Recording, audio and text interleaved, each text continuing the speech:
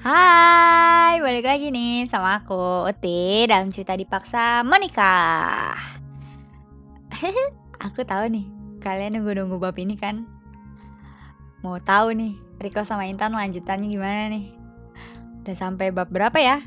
Bab 42 nih guys. Mau tahu nggak apa nih lanjutannya? Dengerin ya bareng-bareng, oke?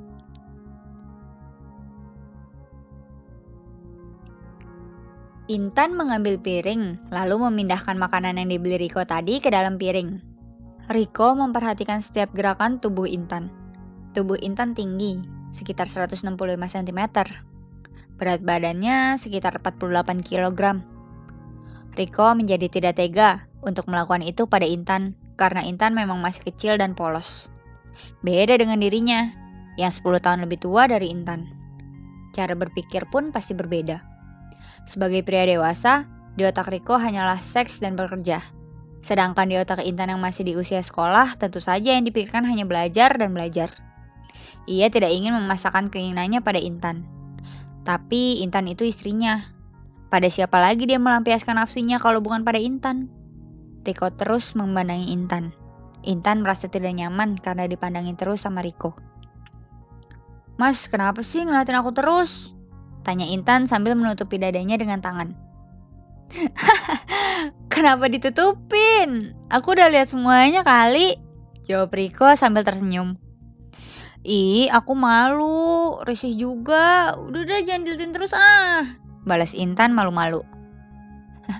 "Kamu tuh harus terbiasa. Aku kan suami kamu," ucap Riko.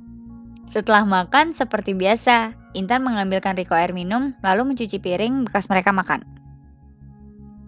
"Tan, ayo naik ke atas," ajak Riko setelah melihat Intan selesai mencuci piring. "Hah, ngapain?" tanya Intan panik. "Udah, ayo ikut aja," ajak Riko menarik tangan Intan mengajaknya ke kamar atas. Intan dan Riko masuk ke dalam kamar dan Riko mengunci pintunya. Intan semakin takut melihat Riko mengunci pintunya. Riko mendekati Intan dan memegang ujung pakaiannya. Mas Riko mau ngapain?" tanya Intan panik. "Ya, ngelanjutin yang tadi lah, kan belum selesai," jawab Riko santai. Jantung Intan berdebar-debar. Riko tersenyum misterius saat melihat Intan ketakutan. Riko melepas kaos dan celananya. Kini Riko hanya memakai boxer di tubuhnya. "Mas, aku belum siap," ucap Intan pada Riko memasang wajah memelas memohon. "Apaan sih? Aku cuma mau ngajak mandi bareng. Udah, ayo lepas bajumu," perintah Riko pada Intan. Karena Intan tidak segera melepas pakaiannya, Riko pun membantu melepas pakaian Intan. Intan melihat junior Riko menonjol dari balik boxer. "Mas, jangan ah," ucap Intan malu. Riko pun segera mengangkat tubuh Intan ke kamar mandi dan menurunkannya di bathtub, lalu menyalakan air. Setelah itu, Riko ikut masuk ke dalam bathtub juga. "Nih, gosokin punggung aku," perintah Riko pada Intan. Intan pun menggosok punggung Riko dan juga menyabuninya. Setelah itu, Riko berbalik menghadap Intan.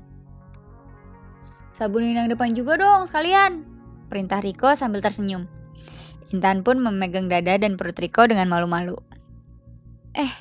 Keras banget.